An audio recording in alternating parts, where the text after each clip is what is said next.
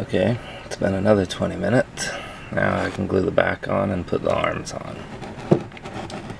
Now the back, what you're going to end up doing is putting glue right here on this flat area on both sides, and right there on the bottom back there, and it's going to go forward like this, and then you're going to raise it up. Oh, never mind, you don't need it on the bottoms right there, just goes on this flat side right here, and it lines up as best you can right here like this. And yeah, so even I didn't do it perfect, so these are a little bit wider because my things slightly go in, so I messed up a little bit too. This indentation right here, that's gonna go right above these braces when you glue it. So when you glue it on, it's gonna go right there. And if you try to glue it like that, you're gonna be stuck holding it for 5 to 10 minutes, or it'll just fall right off. That's why we need a rubber band. It's easier if you put the rubber band on first, put it down here. Just make sure it's not caught on anything, and that it's up a little bit so you can get a hold of it easier. Okay.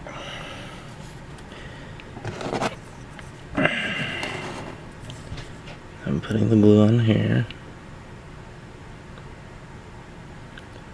If you had super glue, it'd be much better for this one step,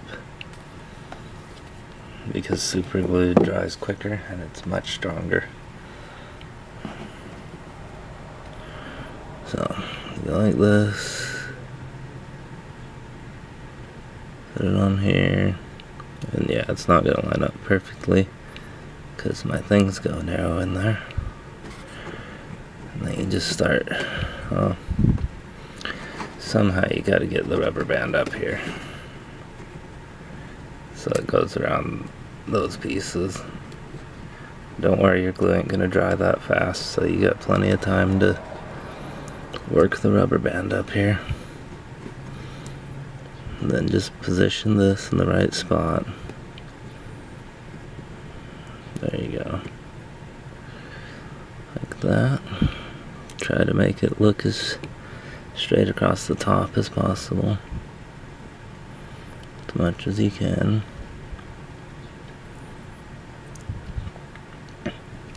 The rubber band should line up right in those grooves, so it'll hold it in place right there. Next, we're going to put arms on that are going to go here.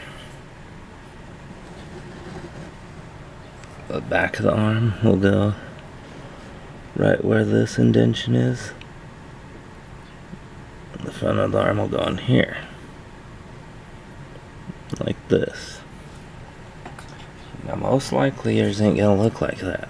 It's probably gonna look more like this, and it's not gonna line up right in that indentation where you'd want it to.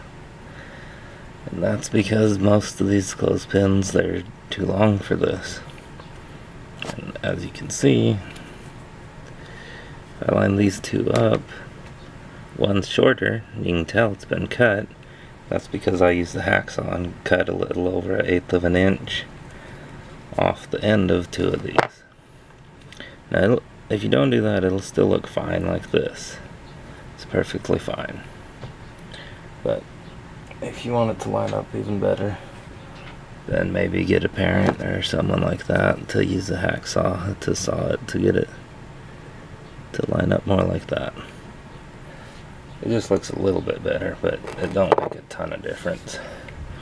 So then the glue is going to go in this little indentation right there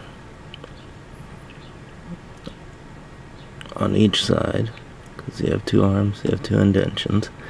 Then you put a little bit on top of this.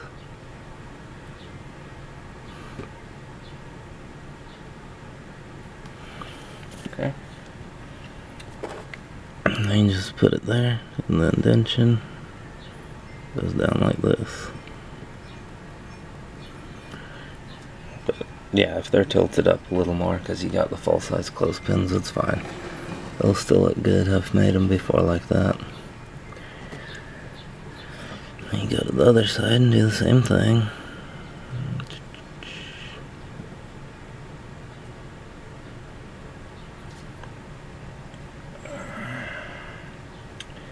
See, even though I did that to make the arms look better, then the top of mine sticks out some because these braces slightly went inwards when I glued it.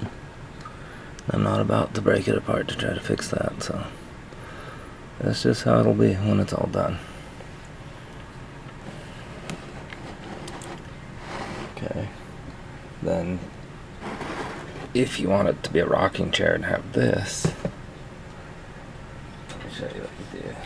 You need 3 of these. You can have one that's going to be your bottom piece, whichever's the ugliest looking one. That can be your bottom piece. And these ones, you put it so the bumpy side is facing down, flat side faces up. And it goes like that. Same thing with the other one, bumpy side down, flat side up. And you'll line them up if you can see. They have little gaps right there. So line them up so there's a little bit past the gap, so the wood still connects right there and on this side, so you can glue them together so it'll be a little bit sturdier. When it's done, it'll look like that.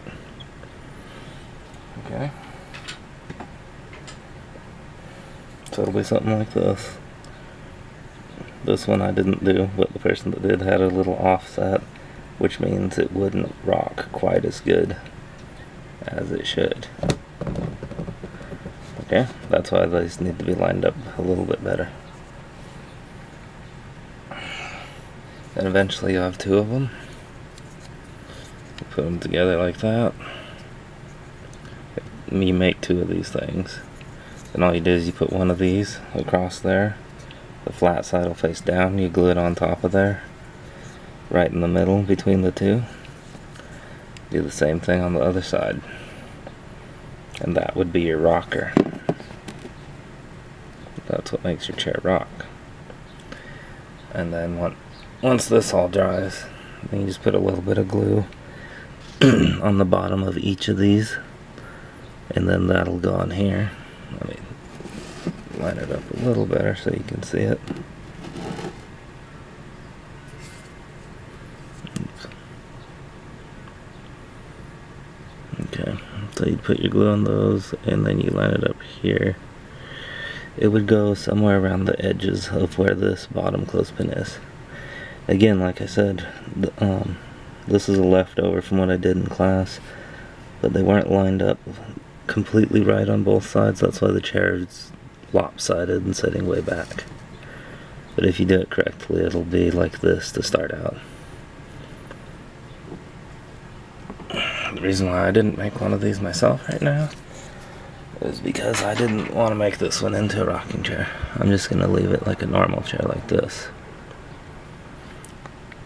And then, so that's pretty much all you have to do to make it look like this with wood.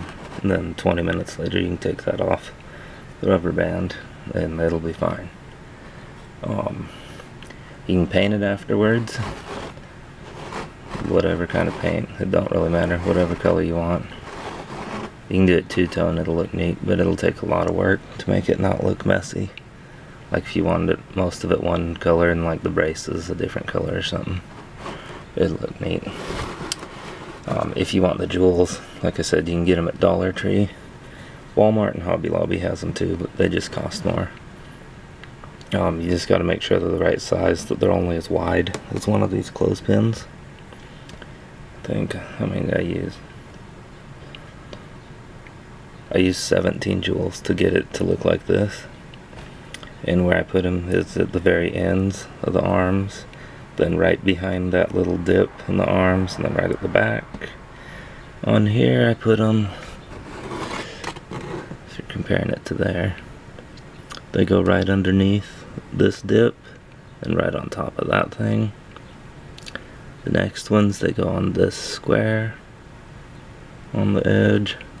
Then the other ones go on these sections that's flat across the top of all of them. It'll be 17 joules if you want to do that. Make sure you paint it first.